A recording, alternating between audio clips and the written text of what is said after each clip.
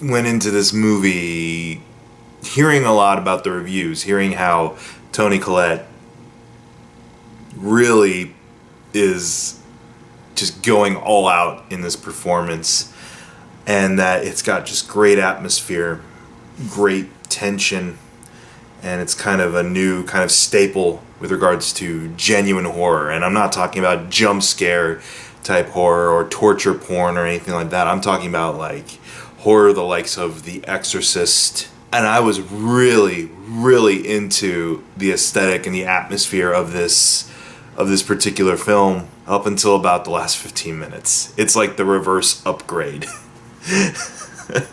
Where the last 15 minutes of that movie sold.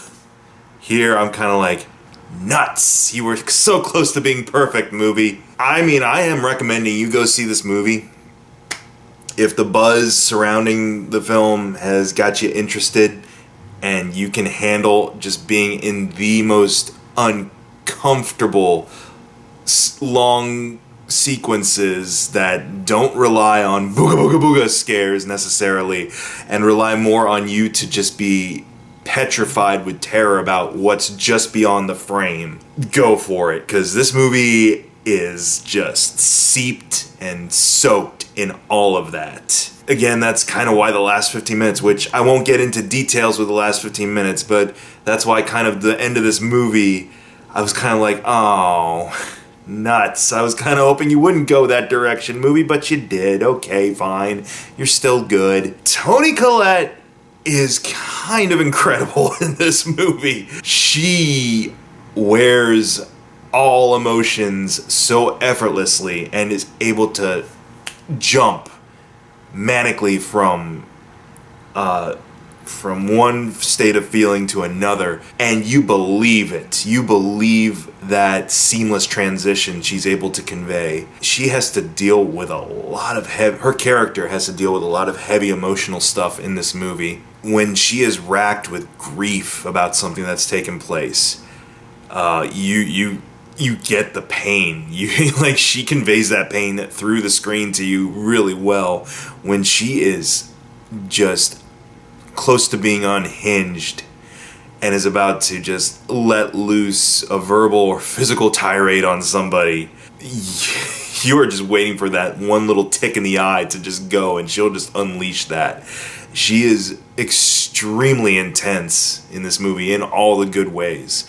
In fact, a lot of the genuinely unsettling, unnerving, and terrifying things that happen in this movie are basically her reactions to things. There are points in this movie where it gets really trippy, surreal, and it at times slowly unveils some kind of grisly visual to you. And there's a point in the movie where Toni Collette's character is witness to one of these grisly visuals. And from my point of view, it wasn't necessarily the grisliest thing I'd seen. It looks disgusting and uncomfortable, to say the least. But it wasn't the actual visual of it that was unsettling to me. What's unsettling to me is when it cuts back to her face, and her face is just like, it's just this ever-widening maw of absolute abject horror. And that is the more unsettling thing, is kind of her expressiveness is unbelievably uncanny. It's freaky in this movie. Everyone does a solid job throughout this film, whether it's her taking the lead, whether it's her son. I can't remember the actor's name, but he was in Jumanji 2 as the guy who takes on the Dwayne Johnson avatar. He's equally as intense and sympathetic as you go through the movie with him. And he has to do a lot of heavy physical stuff too in this, like beating himself up, like slamming his head into desks and things. He sells you on that, and he sells you on his abject horror in response to that. The young actress who plays his younger sister, Toni Collette's daughter in this movie, the one you've seen in all the marketing going, I will admit, there's a point where that catches you off guard. And it's not a jump scare necessarily or anything like that, but it's just the simplest sound, and it, like, shivers go up my neck when I heard it. I'm like, Okay. Like, she is, I mean, the story sets up, why you should be terrified of that noise pretty well. And her performance is really well done because you're not quite sure, like, there's something just different about her. It's a tour de force of acting.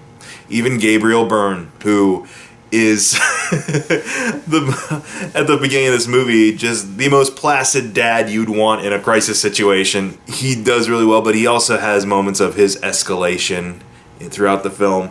And there was a point where I thought it was going to go a completely different way with his character as it was gearing up for the finale, and they didn't go that way. I'm kind of glad they didn't, but at the same time I was still kind of like, I could buy that turn. I could buy that change, perhaps, if they were to go with it, because Gabriel Byrne is just that efficient at conveying duplicitous natures, but they didn't quite go that route. I still bought him as this guy who's really just trying to keep this family from falling apart, and he is exasperated by the end of this movie. He's put up with enough from his son, from Toni Collette.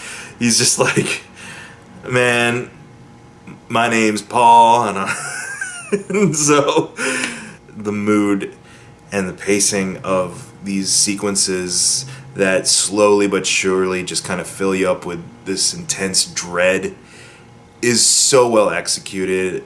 I hope this director does a lot of other, let's say, more unconventional type of horror movies, and I'll get into that why in a second. But because he's got a great way of setting up a shot, of setting up this track, like long tracking shots, or the movie opens up on this slow pan over to a dollhouse, and the dollhouse just slowly gets bigger and bigger, and then a transition happens that, like, you blink and you'll miss basically where that transition was made. It is just that well done. Everything from the washed out color palettes at times to the editing, where for a while you think it's going to be like it's what's hinted at off screen that is so horrifying, but then they'll surprise you and just smash cut to what is actually horrifying, and when you see it smack dab there in the middle of the road, you're like, God. Like, I would have taken your word for it, movie. Toni Collette's wails of pain are sufficient enough to convey that, yeah, this is some heavy shit here, but no, you're just going to show it. Okay, sure. Go for it. I haven't eaten in a couple of hours, so I'm okay. Oh, so yeah, I was really, really digging the way this movie was going. Even when there were little red flags going up every once in a while that kind of hinted to me that you've seen this done before, buddy. They're setting this up kind of the same way they set up another movie you've seen. Another kind of genre changer. Another kind of movie that is considered by many to be a masterpiece of horror and suspense. They're telegraphing some stuff. I'd say that all started happening as soon as a certain character enters the story. As soon as this character enters the story and starts interacting with Toni Collette, part of my brain was like, this seems very familiar. I have a feeling I know where this is going. But again, like I did with Upgrade, part of my brain was kind of putting it off to the side, saying, no, they're not going to do what you think they're going to do. And for a long while, they take some very unconventional routes with regards to how they approach the scares and the tension in this movie. I love that a lot of the tension and suspense and dread is character and dialogue based. Like, it's some of the horrific things these people say to each other is like got the most reaction out of my crowd, which was an awesome crowd. It wasn't like packed, but there was enough people scattered throughout that at one point Toni Collette says something to her son, and you hear audibly someone in the front row be like, "Oh Jesus." And like all of us in the crowd are like, yep, that's fucked up what just happened. Everything was going great. Sure, my mind was saying, okay, tread lightly, Michael. There seems to be something really familiar about this scenario. And then the last 15 minutes of the movie take place, and I was very much, okay, we're gonna go this route then. All right. It's not that it was terrible or anything like that. It's not that the movie was a complete throwaway because of the last 15 minutes. It was just, I guess from my point of view, I was like, I really was kind of hoping they wouldn't go that route. This isn't a spoiler or anything, but they do pick a definitive stance on whether this is just an emotional, mental kind of roller coaster for Toni Collette's character, or if it's taking place in the realm of the supernatural. This film, from the outlook of things, picks kind of a hard line and chooses one of those sides. And when it does choose that path, I was kind of feeling a little let down, because this was kind of shaping up to be something on par with The Babadook, where it's all about not just startling you, but it's about making you feel so unsettled with the concept. And this movie does it in spades. Like, it'll just have these long shots in pitch black, except for there's just one shape that you see, and you're like, is that somebody there? Is that a body? And it doesn't like do anything like the person comes running out at you or anything like that, scaring you or shrieking. No, it just has you sit with that image of, God, what the fuck is that standing in the corner, and makes you deal with it. And I was loving the way the movie was handling that. But then, yeah, the reveal kind of at the end of this film, I don't know, it was my expectations. Going in, not really knowing much about the plot of this movie, as I was kind of discovering slowly what kind of movie this was going to be, I was kind of like, maybe less is more. Like, I would have loved to kept it a little bit more ambiguous as to what is actually taking place. Is this something actually supernatural taking place? Or is this just kind of representative of a woman and her family deteriorating emotionally, mentally, physically? Part of me was kind of like, I don't want a definitive answer. And the movie does give you a definitive answer. Although, I guess maybe that can be left up to interpretation too. I'm still saying you check it out. If anything I said sounds interesting or enticing. Be aware, though, you will be seeing things in your peripheral vision after this movie. This movie plays with visuals really well, too well, to the point when I came into my apartment here and I couldn't find the light switch. Like, I'm like, there's something moving behind me. I just know it. Fuck! That's all I gotta say about Hereditary. Go check it out. It's worth the ride, definitely. Even though I personally felt the last portion of the film let me down a little bit with regards to the payoff. It wasn't a deal breaker. I still got a lot of enjoyment and a lot of anxiety out of this sit. But it's anxiety I can deal with.